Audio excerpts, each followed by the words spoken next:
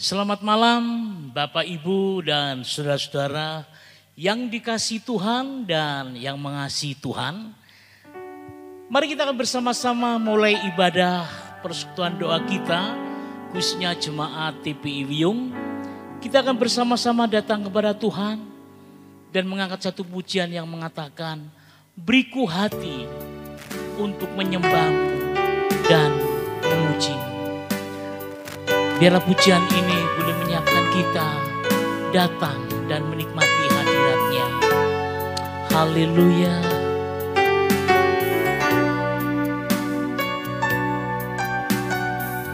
Terima kasih Tuhan.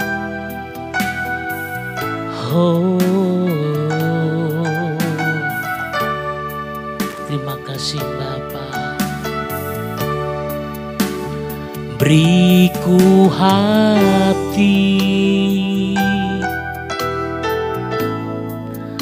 untuk menyembahmu.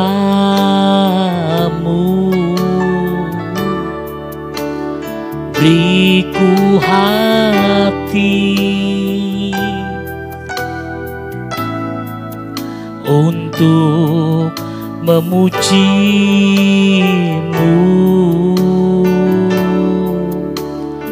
Beriku hati memujimu dan mengasihi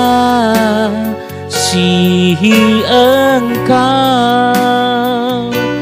seperti wanita yang datang mengurapimu. Katakan, beriku hati, beriku hati, haleluya, untuk menyembahmu.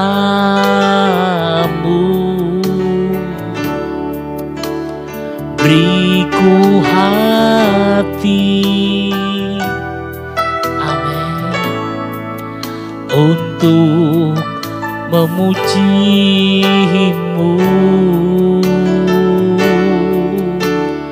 Beriku hati memujimu dan mengasihi Engkau seperti wanita yang datang mengurapimu. Sekali lagi katakan, beriku hati. Oh, beriku hati untuk menyembahmu.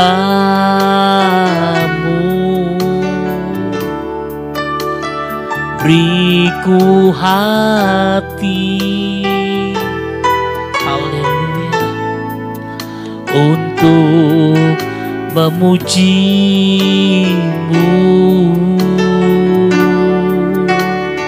Beriku hati memujimu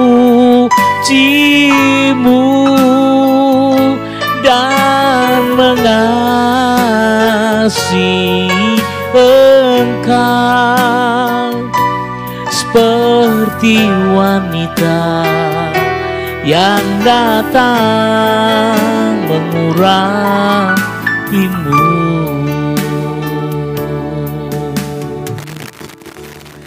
Bapa di surga, malam hari ini kami datang kepadamu. Kami rindu memuji-mujimu dan kami juga haus akan firman-Mu. Bapa, kami menyerahkan ibadah TPI Wiyung ini ke dalam tangan Tuhan. Pimpin dari awal hingga akhirnya. Hanya di dalam nama Tuhan Yesus Kristus kami sudah berdoa dan mengucap syukur. Amin. Mari Bapak Ibu, saya undang kita akan bersama-sama memuji-muji Dia. Dan kita tahu sebagai pelayan-pelayan Tuhan, tentunya saat-saat ini kalau saudara sedang melayani Tuhan, saya rindu jangan lelah kalau saudara bekerja di ladangnya Tuhan. Satu pujian yang mengatakan jangan lelah. Haleluya.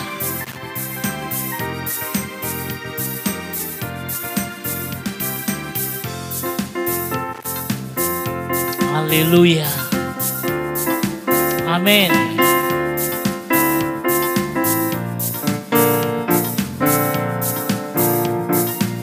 Katakan bersama-sama. Oh, jangan lelah bekerja di ladangnya Tuhan. Roh Kudus yang memberi kekuatan, yang mengajar dan menopang. Oh, tiada lelah bekerja bersamamu Tuhan, yang selalu mencukupkan akan segalanya. Katakan jangan lelah. Oh, jangan lelah bekerja di ladangnya Tuhan. Roh Kudus yang memberi kekuatan, yang mengajar dan menopang. Oh, tiada lelah bekerja bersamamu Tuhan, yang selalu mencukupkan akan segalanya. Katakan ratakan, ratakan tanah menggelombang, timbunlah tanah yang berlubang, menjadi siap dibangun di atas dasar iman. Ratakan tanah bergelombang, timbunlah tanah yang berlubang, menjadi siap dibangun di atas dasar iman. Haleluya. Katakan bersama-sama, jangan lelah bekerja di ladangnya Tuhan. Roh Kudus yang memberi kekuatan, yang mengajar dan menopang. Oh, tiada lelah bekerja bersamamu Tuhan, yang selalu mencukupkan akan segalanya. Katakan ratakan, tanah bergelombang, timbunlah tanah yang berlubang, menjadi siap dibangun di atas dasar iman. Ratakan berlombang, timbunlah tanah yang berlubang, menjadi siap dibangun di atas dasar iman. Ratakan tanah bergelombang, timbunlah tanah yang berlubang, menjadi siap dibangun di atas dasar iman. Haleluya. Puji nama Tuhan. Mari kita akan siapkan hati kita. Kalau sebentar kita akan bersama-sama mendengarkan firman Tuhan yang disampaikan oleh hambanya. Satu pujian yang mengatakan, di hadapan hadirat-Mu ya Bapa.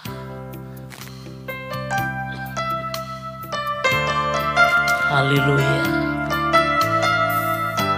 Terima kasih Tuhan.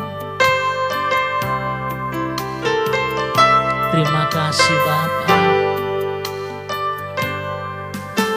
Di hadapan hadirat-Mu ya Bapa,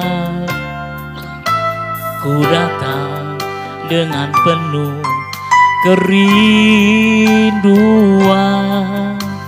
Di hadapan hadirat-Mu ya Bapa, segala keangkuhanku hilang. Sekali lagi katakan, di hadapan hadirat-Mu. Di hadapan hadirat-Mu ya Bapa. Ku datang dengan penuh kerinduan di hadapan hadirat-Mu ya Bapa. Segala keangkuhanku hilang, ku sembahkan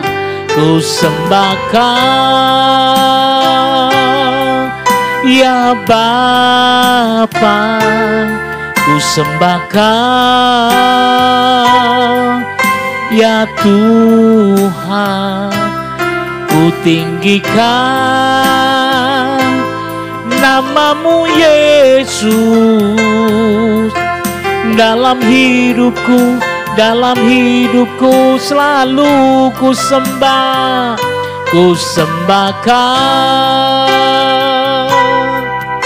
ya Bapa. Ku sembahkan ya Tuhan, ku tinggikan nama-Mu Yesus. Dalam hidupku selalu.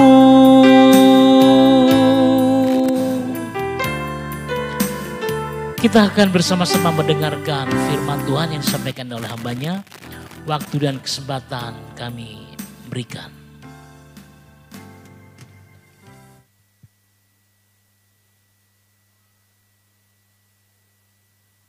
Ya, selamat malam Bapak Ibu, jemaat Tuhan di TPI Wiyung ya, yang berbahagia, yang diberkati Tuhan. Sebelum kita mulai membahas kebenaran firman Tuhan, mari kita berdoa terlebih dahulu. Mari kita berdoa. Terima kasih Tuhan untuk malam hari ini. Kami bersyukur kalau kami masih memperoleh kesempatan belajar sebagian daripada firman-Mu ya Tuhan. Di tengah-tengah daripada kesibukan kami masing-masing ataupun di tengah-tengah daripada suasana yang demikian menghimpit ya Tuhan, biarlah Tuhan hari lepas hari kami boleh belajar kebenaran daripada firman Tuhan.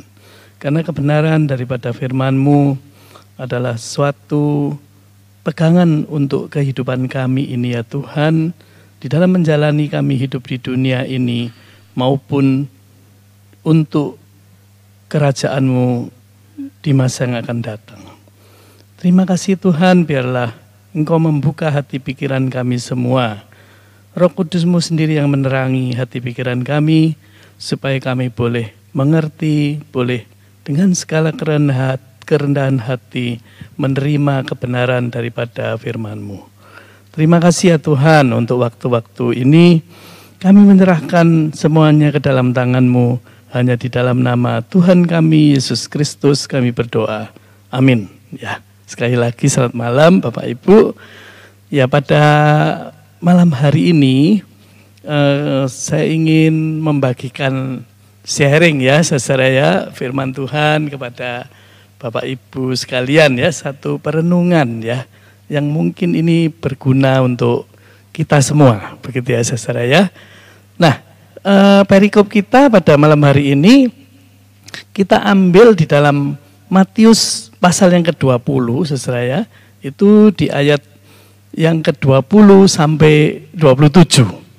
Nah, perikopnya ini sebenarnya berjudul demikian kalau di Alkitab kita ya, permintaan Ibu Yakobus dan Yohanes ya. Yakobus dan Yohanes itu adalah murid daripada Tuhan Yesus ya. Permintaan Ibu Yakobus dan Yohanes bukan memerintah melainkan melayani ya. Jadi bukan memerintah tetapi melayani. Nah, mari saya bacakan dulu saudara ya. Begini. Jadi mohon saudara yang di rumah bisa membuka Alkitab kita bersama-sama di dalam Matius 20 ini ya. Ayat yang ke-20. Maka datanglah ibu anak-anak Zebedeus serta anak-anaknya itu kepada Yesus, lalu sujud di hadapannya untuk meminta sesuatu kepadanya, kepada Yesus ya. Kata Yesus, apa yang kau kehendaki? Jawabnya, berilah perintah supaya kedua anakku ini boleh duduk kelak di dalam kerajaanmu, yang seorang di sebelah kananmu dan yang seorang lagi di sebelah kirimu. Nah, ini satu permintaan yang ini ya, saudara ya. Kemudian di ayat yang ke-22, tetapi Yesus menjawab katanya, kamu tidak tahu apa yang kamu minta. Dapatkah kamu meminum cawan yang harus ku minum? Kata mereka kepadanya, kami dapat. Nah, lalu Yesus berkata kepada mereka, cawanku memang akan kamu minum. Tetapi hal duduk di sebelah kananku atau di sebelah kiriku, aku tidak berhak memberikannya. Itu akan diberikan kepada orang-orang bagi siapa Bapakku telah menyediakannya. Mendengar itu marahlah ke-10 murid yang lain kepada kedua saudara itu. Ya. Tetapi Yesus memanggil mereka lalu berkata, kamu tahu bahwa pemerintah-pemerintah, bangsa-bangsa memerintah rakyatnya dengan tangan besi. Dan pembesar-pembesar menjalankan kuasanya dengan keras atas mereka. Tidaklah demikian di antara kamu. Barang siapa yang ingin menjadi besar di antara kamu, hendaklah ia menjadi pelayanmu. Dan barang siapa ingin menjadi terkemuka di antara kamu, hendaklah ia menjadi hambamu. Sama seperti anak manusia datang, bukan untuk dilayani, melainkan untuk melayani. Dan memberikan nyawanya bagi tebusan bagi banyak orang. Ya, sampai di sini pembacaan firman Tuhan, saudara ya, yang diambil dari Matius 20 ini, saudara. Nah,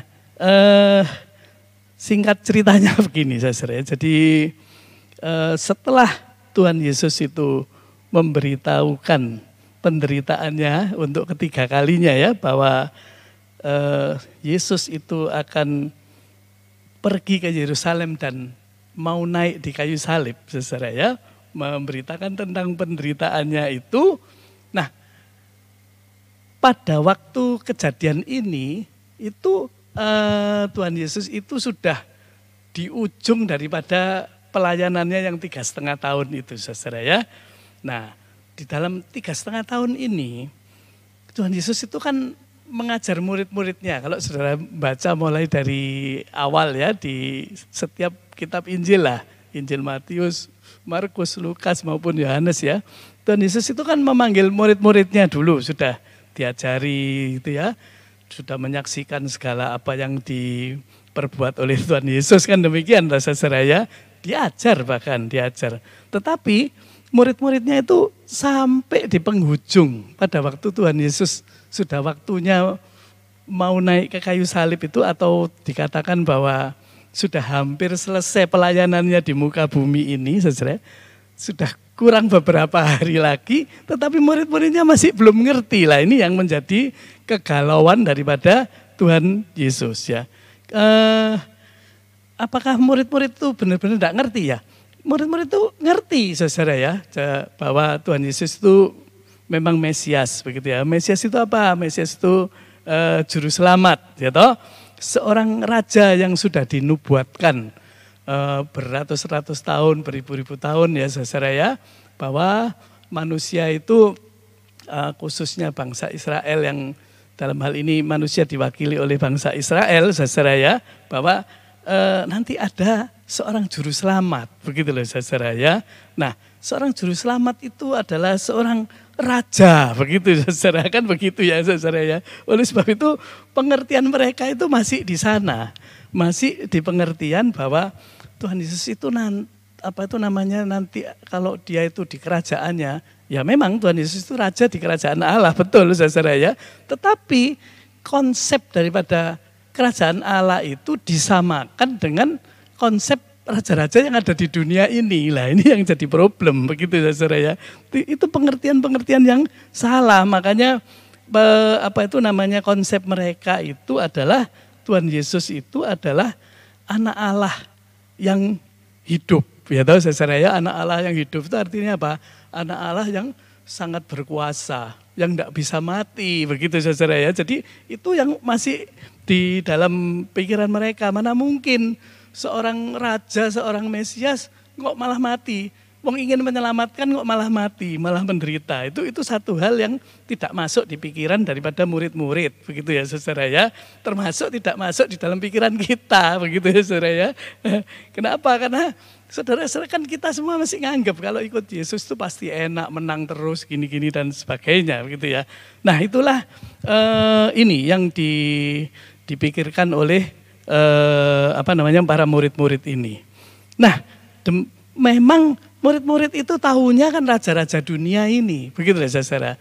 Tahunya itu raja-raja dunia ini bagaimana kalau menjadi raja-raja di dunia ini seorang yang berkuasa, yang ini ya saudara, sampai bahkan kalau boleh dikatakan raja-raja di dunia ini bahkan mewakili dewa, sudah dia itu dewanya malahan, begitu ya saudara. Kalau seperti kita ingat di kerajaan Mesir itu kan Firaun itu juga sebagai dewa, anaknya dewa kan demikian ya saudara ya. Nah inilah yang menjadi konsep daripada bahkan murid-murid Tuhan Yesus yang ikut dengan Tuhan Yesus selama 3,5 tahun itu. Termasuk ibunya Yohanes dan ini Yakobus dan Yohanes, termasuk ibunya Yakobus dan Yohanes ini, murid-murid Tuhan ini, ya kan? Maka datanglah ibu dari anak-anak Zebedeus itu, anak-anak ibunya daripada Yohanes dan Yakobus, saudara, minta kepada Tuhan Yesus. Karena Tuhan Yesus itu dihitung-hitung masih keponakannya, begitu ya. Minta kepada Tuhan Yesus, kalau ini ya dikatakan ya, maka datanglah ibu anak-anak Zebedeus serta anak-anaknya itu kepada Yesus, lalu sujud di hadapannya dan meminta sesuatu kepadanya. Kata Yesus, apa yang kau kehendaki? Jawabnya, jawab ibunya ini ya, berarti tantenya Yesus ini ya. Berilah perintah supaya kedua anakku ini boleh duduk. Yang satu nanti di dalam kerajaanmu itu di sebelah kanan, yang satu di sebelah kiri. Begitu ya saudara ya, tangan kanan, tangan kiri. Karena pikirnya mereka nanti Tuhan Yesus itu adalah suatu raja yang begitu luar biasa saudara ya. Wong yang dielu-elukan aja, yang dibangga-banggakan Raja Daud aja sudah seperti itu. Apalagi ini Tuhan Yesus, Mesias, begitu kan? Kan lebih jauh lebih hebat lagi lah. Kalau anak-anakku ini bisa duduk di sebelah kanan dan bisa duduk di sebelah kiri, artinya jadi tangan kanan dan tangan kiri. Oh, alangkah enaknya, alangkah terhormatnya, alangkah besarnya, alangkah tingginya. Kan begitu ya saudara ya. Kalau orang besar, orang tinggi, itu kan enak toh. Oleh sebab itu dikatakan di dalam judulnya, di dalam Alkitab kita ini, memerintah. Kalau orang yang besar, orang yang tinggi, orang yang gede, orang yang terkemuka, orang yang hebat-hebat, yang jadi pemimpin-pemimpin, itu adalah orang yang merintah. Orang yang merintah, begitu ya saudara ya. Nah kalau orang sudah merintah-merintah seperti raja-raja, kan sudah, kan jadi enak hidupnya, begitulah. Inilah permintaan daripada tantenya Tuhan Yesus ini, ibunya Yohanes sama ini ya. Karena apa? Karena konsep masih menjadi konsep orang dunia, konsep dari kerajaan-kerajaan pada waktu itu. Seperti juga kalau kita lihat di dalam pemerintahan ataupun dimanapun ya saudara ya, cara-cara dunia ini dipakai. Memang demikianlah dunia ini mempunyai cara ya, kalau mencari posisi ya saudara ya, mencari posisi pemimpin, jadi wakil presiden, jadi menteri, jadi DPR dan lain-lain. Caranya kan bermacam-macam saudara ya, bahkan jadi pemimpin perusahaan, jadi pemimpin apa, mesti cari koneksi. Ya, ini koneksinya, ini koneksi dulur ini ya, sedulur ini koneksinya ini Masian ini. Nah, oleh sebab itu ini mumpung ini yang mau jadi raja ini keponakan saya ini ya. Sekarang saya minta privilege nih. korupsi, nepotisme lah saudara ya. Jadi sudah sejak zaman dulu kalau ada KKN itu jangan gumun. Oh itu zaman sekarang, enggak, ini sudah zaman dulu. Memang itulah pikiran orang-orang dunia, begitu ya saudara ya. Inilah kesalahan atau ketidakpahaman murid-murid yang menyusahkan hati Tuhan Yesus. Karena apa? Karena kerajaan Allah itu tidak demikian, begitu saudara ya. Lah ya apa ini sudah ngikut saya, sudah belajar, ikut saya 3,5 tahun, saya sudah hampir menyelesaikan pelayananku ini ya. Tetapi murid-murid yang diajari ini masih belum mengerti, begitu ya saudara ya. Nah inilah yang menjadi ini Tuhan Yesus ya, menjadi kesusahan daripada Tuhan Yesus. Maka Tuhan Yesus ngomong sebenarnya, kalau kamu kepingin besar, begitu ya saudara ya, sebenarnya gini loh, Tuhan Yesus itu ngomong gini, kamu tidak tahu apa yang kamu minta, sebenarnya kamu nggak ngerti. Kenapa? Karena kalau kamu mau menjadi besar itu kamu itu enggak mungkin kuat nanggung ini ya, minum cawanku, dikatakan demikian ya. Kamu tidak tahu apa yang kamu minta. Dapatkah kamu meminum cawan yang harus ku minum gitu ya. Nah ini Tuhan Yesus sudah mulai ngasih lambang lagi, masih pelajaran lagi. Sebenarnya kalau kamu mau gede, kamu itu enggak ngerti. Kalau kamu mau menjadi yang besar, gitu, menjadi yang hebat, sebenarnya kamu itu akan mendapatkan satu kesulitan yang besar juga, mendapatkan satu kebesaran satu penderitaan yang besar juga, begitu saudara ya. Dikatakan demikian. Tetapi murid-murid karena nggak ngerti, saya tetap ngotot. Enggak. Kami dapat, katanya begitu. Oke, kamu nanti dapat. Memang kamu nanti suatu saat, suatu hari kamu akan menanggung atau meminum cawanku ini. Benar, memang nanti ya itu dibuktikan setelah Tuhan Yesus naik ke surga, setelah turunnya Roh Kudus, saudara-saudara ya. Jadi mereka semua menjadi martir-martir dari Kristus, meminum cawan daripada Kristus. Itu memang benar. Tetapi pada saat ini, di perikop ini, murid-murid itu saya tidak ngerti, masih menganggap bahwa mereka tuh saya kepingin kedudukan, demikian ya. Besar itu pikirnya dia ya besar yang enak, tidak mengalami kesulitan apa-apa. Justru orang yang gede kan nggak mengalami kesulitan ya, seolah-olah demikian, gitu. Oleh sebab itu Tuhan Yesus ngomong ya wis lah, nanti ini ya. Tetapi Tuhan Yesus bilang, tapi untuk duduk di sebelah kananku dan di sebelah kiriku, aku tidak berhak, katanya gitu ya. Aku tidak berhak memberikannya. Itu akan diberikan kepada orang-orang bagi siapa Bapakku telah menyediakannya. Jadi itu bukan hakku, dia bilang gitu ya. Tuhan Yesus ini sudah mengatakan demikian ya. Maka sekarang kalau saudara pikir pada waktu itu tuh ya, Tuhan Yesus itu juga mengumpulkan 12 muridnya ini. Nah, ada 2 sing minta duduk di sebelah kanan dan kiri. Jadi Alkitab kita ini juga menulis satu hal yang menarik, saudara ya. Jadi gini, jadi kita ini juga kalau membicarakan ini tidak boleh munafik juga ya. Seperti gini ya, seperti contohnya seperti ini, gini saudara. Kalau kita ngomong dari 12 murid, apakah hanya 2 ini saja yang kepingin menjadi sebelah kanan dan sebelah kiri? Atau kepingin menjadi besar?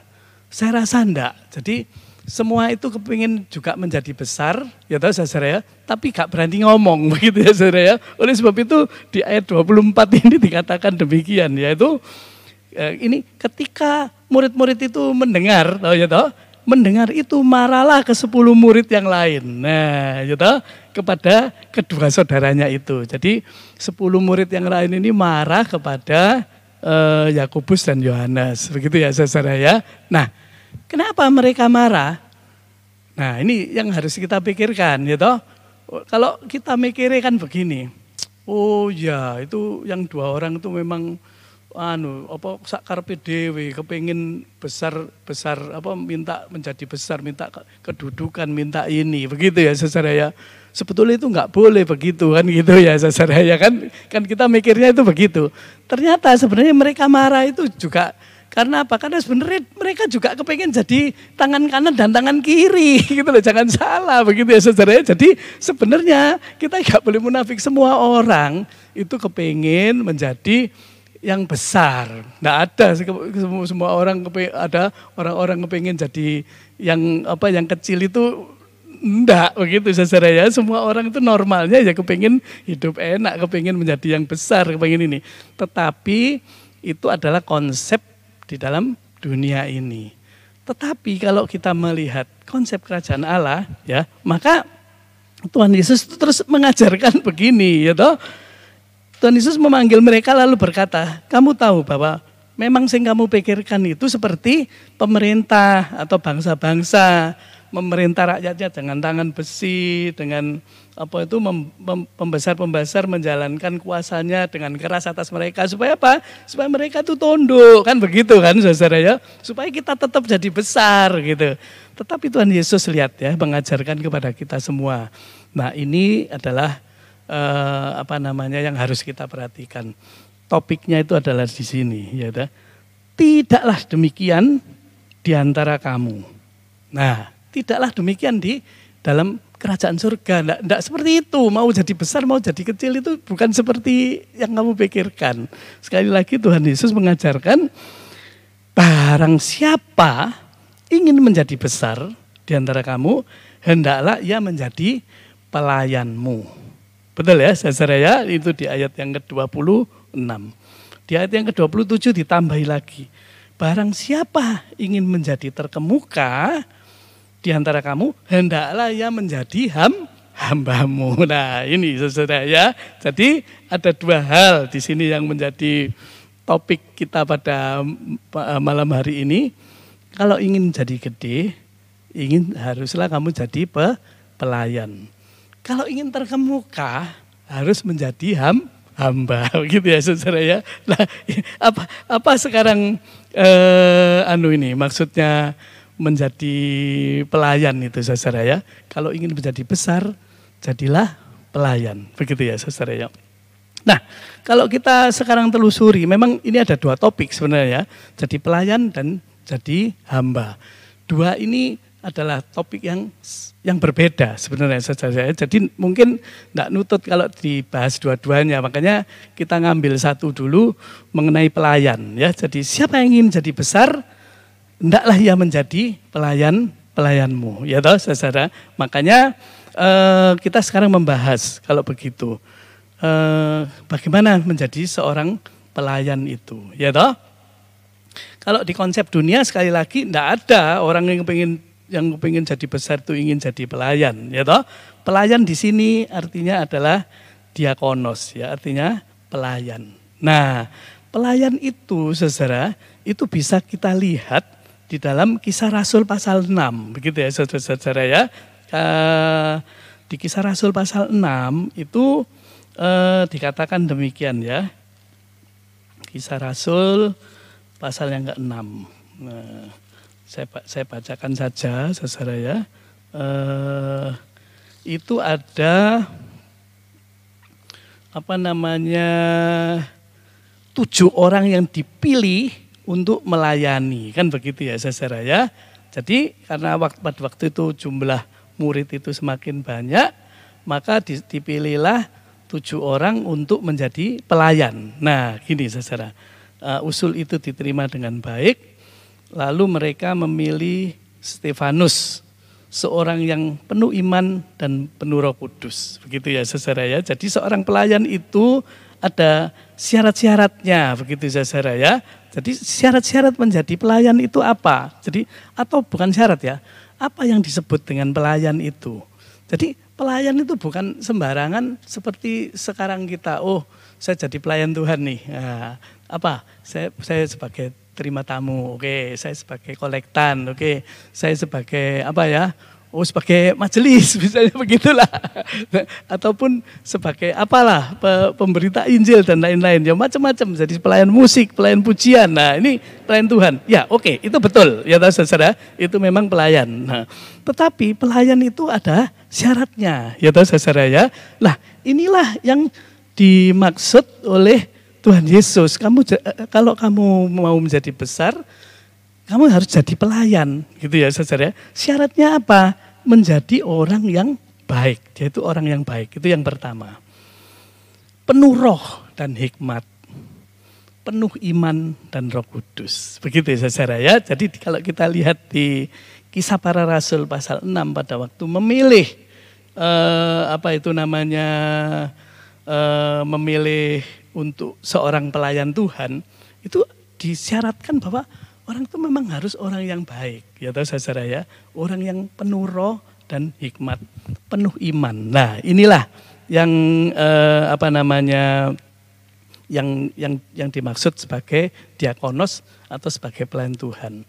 Perlu kami tekankan di sini bahwa orang yang baik tidak cukup itu baik saja, tetapi dia penuh roh dan hikmat dan penuh iman. Ini yang harus menjadi perhatian kita. Jadi seorang pelayan Tuhan tidak bisa syukur-syukur dari pelayan Tuhan, tetapi ia harus orang yang penuh iman, penuh hikmat, saudara. Ya, artinya apa? Kalau seorang pelayan Tuhan itu harus dikaitkan dengan pemahaman tentang firman Tuhan. Apabila seorang pelayan itu tidak memahami benar-benar tentang firman Tuhan, itu akan menjadi masalah, saudara. Ya, kalau saudara-saudara melihat ini ya, bahwa kita syukur-syukur melayani, apalagi di dalam di dalam pergerejaan kita kan ada satu pelayanan diakonia namanya ya, saudara-saudara ya, diakonos itu ya, pelayanan diakonia, melayani orang-orang yang kekurangan lah, orang-orang yang miskin begitu ya, saudara ya, melayani orang-orang yang susah. Bagaimana mungkin pelayan-pelayan Tuhan atau diakonos, pelayan-pelayan Tuhan, siapapun pelayan Tuhan itu, kalau dia tidak mengerti kebenaran firman Tuhan. Lah wong sing dilayani orang susah tanya, aku ini sudah ikut Tuhan, sudah setiap hari berdoa, setiap hari membaca kitab suci, ya katakan membaca Alkitab. Tapi kok aku susah terus begini, ini bagaimana? Nah, orang-orang yang tidak melayani orang-orang yang susah ini, apabila tidak mengerti kebenaran daripada firman Tuhan, ya apa jawabnya begitu saudara, ya kan? Nah, ini satu hal yang harus menjadi pikiran kita. Nah, sekarang dikatakan oleh firman Tuhan, dikatakan oleh Tuhan Yesus dalam pengajarannya itu, ya toh, kalau ingin jadi besar, sekali lagi, kamu harus menjadi pelayan, harus mempunyai hati sebagai pelayan. Yang apa? Yang melayani. Betul lah saudara ya? Melayani, begitu ya. Pelayani itu kan ngutamakno orang lain, bukan ngutamakno awake dhewe. Begitu ya saudara ya. Nah, sekarang kalau nanti itu kita yang seorang pelayan diakonia yang sehubungan dengan firman Tuhan nanti kita bahas sebentar lagi. Cuma saya ingin menjelaskan sedikit ya. Jadi kalau sekarang Tuhan Yesus itu mengajarkan ini loh, hal kerajaan surga ini. Kalau ingin jadi besar, kamu harus menjadi pelayan. Begitu ya saudara ya. Nah, melayani, begitu kan. Sekarang saudara bayangkan, kalau murid Tuhan tadi itu 12 orang, ya kan. Mulai dari Yakobus, Yohanes, Petrus, Filipus, dan yang lain-lain, saudara, 12 orang semuanya, ya kan. Kalau semua itu kepingin saling melayani seorang kepada yang lain, gitu. Semua ingin melayani, gitu kan, gitu kan, saudara ya, seorang kepada yang lain. Tentu saja kan gak bisa tahu toh siapa sing paling melayani, kan gak akan tahu. Kenapa? Semua ingin melayani semuanya, ya toh.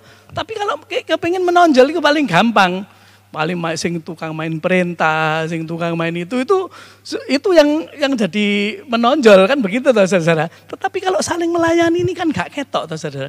Sopo sing paling besar, ya kan? Wong semuanya saling melayani, sehingga tidak akan ketahuan siapa yang paling besar. Wong kabeh itu kepengin saling melayani. Begitu loh saudara-saudara. Oleh sebab itu Tuhan Yesus itu ngomong, ya kan? Di ayat yang ke berapa tadi? Di ayat yang ke-20 sebentar di ini. Kan dikatakan demikian ya. Oleh sebab itu aku gak berhak untuk memberikan posisi di kanan kiri kalau kamu ini memang saling melayani. Saya sendiri juga gak tahu mana yang paling melayani, kan nggak kelihatan, begitu ya saudara ya.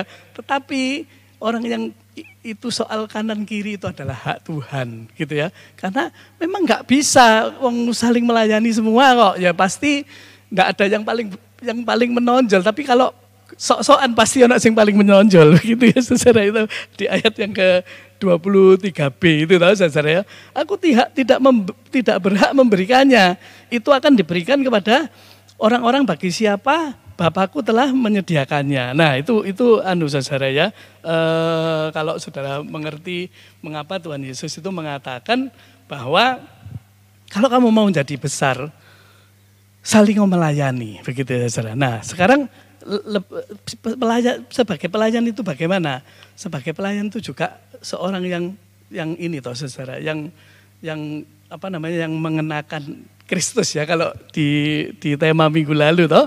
Jadi orang yang sudah beriman, yang sudah mengerti tentang Kristus itu saudara, maka dia tentu saja hidupnya berubah karena telah dibaptis di dalam Kristus sehingga dia mengenakan Kristus. Artinya itu di dalam, kalau kita itu sudah mengaku sebagai orang Kristen, sebagai pelayan Tuhan, maka hidup kita itu juga harus seperti pelayan Tuhan. Begitulah saudara, itu yang dimaksud oleh itu ya kemarin itu ya, mengenakan Kristus itu. Nah sekarang coba, kalau sekarang kita perhatikan saudara ya, ada studi kasus di dalam Matius 26. Ini kita perhatikan seperti begini ya saudara ya. Orang-orang yang jadi saya tadi ngomong bahwa pelayan Tuhan, yang dinamakan pelayan Tuhan itu juga orang-orang yang memang harus mengerti betul tentang firman Tuhan. Kalau tidak, nanti itu akan bias begitu saudara ya. Coba ya sekarang kita melihat di dalam satu perikop lagi saudara ya, tentang Yesus diurapi begitu ya saudara ya. Jadi itu ada di Matius 26 saudara ya, di ayat yang ke-6. Mari saudara kita buka Matius 26 ini di ayat yang ke-6. Dikatakan demikian ya. Ketika Yesus berada di Betania, di rumah Simon si Kusta, datanglah seorang perempuan kepadanya membawa sebuah buli pempualam berisi minyak wangi yang mahal. Minyak itu dicurahkan ke atas kepala Yesus yang sedang duduk makan. Melihat itu, murid-murid gusar dan berkata, "Untuk apa pemborosan ini? Sebab minyak itu dapat dijual dengan mahal dan uangnya dapat diberikan kepada orang miskin." Nah ini saudara, kalau di Markus atau di Yohanes itu dikatakan yang bicara seperti ini itu adalah si Yudas Iskariot, saudara-saudara ya, bendaharanya Tuhan Yesus. Sekarang kalau kita pikir Maria itu mencurahkan minyak itu ya, mengurapi Tuhan Yesus itu minyaknya mahal sekali. Lah cuma dianggap disokno begitu saja, sehingga pikiran daripada murid yang lain atau Yudas ini itu, aduh untuk apa seperti itu? Harusnya kan itu digunakan untuk orang-orang yang susah, ya toh, untuk diakonia, untuk membantu orang-orang yang miskin begitu. Apa salahnya? Memang enggak ada salah nih. Tetapi saudara lihat kalau di dalam pengertian yang satunya lagi ya. Tetapi Yesus mengetahui pikiran mereka lalu berkata, "Mengapa kamu menyusahkan perempuan ini?" Nah, mengapa kamu menyusahkan perempuan ini? Sebab dia telah melakukan suatu perbuatan yang baik padaku. Artinya begini, saudara ya. Maria itu adalah saudara ini ya, saudaranya Marta itu saudara. Kita pernah ingat Maria itu pernah ditegur Marta toh saudara ya, soal melayani Tuhan Yesus ya. Maria duduk di kaki Yesus. Oleh sebab itu, orang yang mengerti firman Tuhan, ya Maria ini kalau dibanding dengan yang lain-lain ya. Oleh sebab itu pada waktu Tuhan Yesus itu datang ke Betania, karena itu 1 hari sebelum Yesus masuk ke Yerusalem, artinya setelah itu Tuhan Yesus itu tidak mungkin ketemu dengan orang-orang ini lagi, karena dia sudah waktunya akan tiba untuk naik di kayu salib itu, saudara. Nah sehingga Maria ini ngerti persis. Sebagai seorang pelayan Tuhan, saya yakin Maria ini juga seorang yang rajin. Ya, seorang pelayan Tuhan. sama dengan murid-murid yang lain ataupun Yudas Iskariot. Sama-sama pelayan, sama-sama melayani Tuhan Yesus, saudara-saudara. Ya, tetapi Maria ini ngerti, oh Tuhan Yesus ini ingin menyampaikan sesuatu. Karena sudah waktunya sudah mau tiba. Maka Maria ini ngerti apa yang dimaksud Tuhan Yesus, apa yang dimaksud dengan apa yang ingin dikatakan oleh Tuhan Yesus, bahwa aku ini sebentar lagi akan mati di kayu salib. Gitu? Langsung Maria itu mengambil satu minyak, diurapi lah Tuhan Yesus, karena dia melakukan suatu tindakan yang Tuhan Yesus ngerti. Sama-sama pelayan, saudara ya, sama-sama pelayan, sama-sama melayani Tuhan Yesus. Tetapi Maria ngerti apa yang dimaui oleh Tuhan Yesus, mengerti firman Tuhan. Tetapi Yudas Iskariot, dia pelayan, rajin, bahkan memikirkan orang yang susah, tetapi dia tidak mengerti firman Tuhan. Ini adalah satu perbedaan yang sangat kontras. Oleh sebab itu langsung Tuhan Yesus memuji Maria. Maka Tuhan Yesus bilang, di mana Injil ini diberitakan, apa yang diperbuat oleh wanita ini akan disebut untuk mengenang dia. Coba saudara bayangkan. Berarti pelayan Tuhan itu harus mengerti kebenaran daripada firman Tuhan. Tetapi di sisi yang lain, Yudas Iskariot pelayan Tuhan juga, saudara-saudara. Tetapi dia tidak mengerti kebenaran firman Tuhan. Pikirnya dia itu diakonia. Oleh sebab itu diakonia kalau sembarangan juga mestinya masalah. Kenapa? Diakonia harus disertai juga dengan pemberitaan firman Tuhan. Supaya apa? Supaya orang-orang yang dibantu itu mengerti bahwa sebenarnya ini adalah anugerah Tuhan. Ya, mereka bisa menjelaskan. Jadi diakonia itu di orang-orang susah itu juga di samping memberikan bantuan, juga dia harus membawa orang-orang itu lebih dekat kepada Tuhan melalui pengenalan akan firman Tuhan. Ini menjadi penting. Kalau tidak, coba saudara bayangkan, kalau saudara cuma bantu. Akhirnya apa? Diakonia itu akan menjadi sia-sia. Dianggap gereja ini dinas sosial, saudara ya, bantu dinas sosial. Sehingga ada yang menganggap begini, wah ini oleh bayaran teko gereja tiap bulan. Nek iso tak utangi setengah tahun. Ya ono sing begitu, kenapa? Karena pada waktu memberi diakonia tidaklah disertai dengan satu pemberitaan firman Tuhan, satu pengajaran. Karena apa?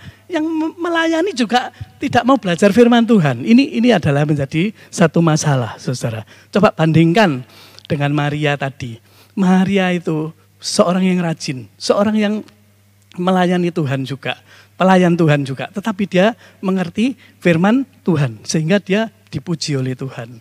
Oleh sebab itu saudara-saudara, kalau saudara bolak-balik mendengarkan di dalam Matius 7 ayat 21 itu ya, aku tidak kenal engkau. Ya seperti ini, karena apa? Karena gak cun, saudara. Sebagai pelayan, harusnya dia seorang diakonos, ya toh, itu harus juga mengerti akan kebenaran firman Tuhan. Supaya apa? Supaya yang dilayani dibawa semakin hari semakin dekat kepada Tuhan. Itu yang dapat saya sampaikan, saudara.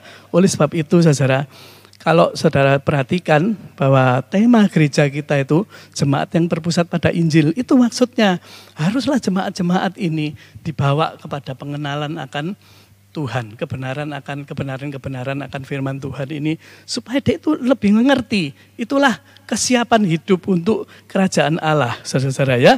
Dan kami juga sampaikan bahwa di gereja ini juga menyediakan sarana-sarana untuk belajar firman Tuhan. Banyak sekali. Ya saudara ya, hari Selasa ada pendalaman. Nanti di tiap-tiap grup-grup itu juga ada sum-sum ya, di kaum wanita, di mana? Di kaum pria, di pemuda, di remaja. Nah, kita gereja ini menyediakan sarana-sarana pembelajaran firman Tuhan. Bahkan kalau pemberitaan firman Tuhan itu mulai Senin sampai Sabtu ya saudara, Minggu, Senin sampai Jumat, Sabtu sampai balik lagi, Minggu lagi, setiap hari ada saudara ya. Tinggal saudara-saudara sendiri yang kami ajak saudara untuk mengerti kebenaran firman Tuhan. Nah, ini baru sampai di satu topik tadi saudara ya. Jadi kita sudah tidak nututi waktunya saudara ya. Jadi makanya kalau ingin besar, jadilah pelayan, saudara ya. Yang belum kita bahas, Kalau mau jadi terkemuka, jadilah hamba. Nah, ini ada satu topik yang lain lagi gitu saudara ya. Bagaimana seorang hamba. Nah, tadi kita baru membahas mengenai menjadi seorang pelayan. Itu kira-kira yang dapat saya sampaikan. Kiranya firman Tuhan ini saudara boleh menjadi menjadi berkat rohani bagi kita semua di dalam kita ini mengikut Tuhan saudara ya. Jadi hari-hari ini memang sulit dan waktunya juga sudah semakin hari semakin semakin ketat, saya yakin juga semakin dekat. Oleh sebab itu pemahaman firman Tuhan itu sangat penting. Mari kita berdoa. Terima kasih ya Tuhan untuk malam hari ini kalau kami boleh belajar kebenaran dari firman-Mu ya Tuhan. Memang sangat berbeda antara pengajaran dunia dengan apa yang menjadi pengajaran-Mu ya Tuhan. Engkau selalu memberikan satu hikmat, satu pengertian kepada orang-orang atau kepada orang-orang percaya yang dengan segala kerendahan hati mau menerima kebenaran firman-Mu ini. Tolonglah kami semua ya Tuhan, supaya di dalam kehidupan ini kami semakin hari semakin lebih dekat kepada Engkau melalui pengertian-pengertian kami ini. Terima kasih Tuhan untuk malam hari ini. Selanjutnya kami akan juga berdoa untuk para jemaat Tuhan, kiranya juga di tengah situasi ini Tuhan sendiri yang menolong membukakan satu jalan untuk kami semua. Terima kasih Tuhan, di dalam nama Tuhan kami Yesus Kristus kami sudah berdoa. Amin.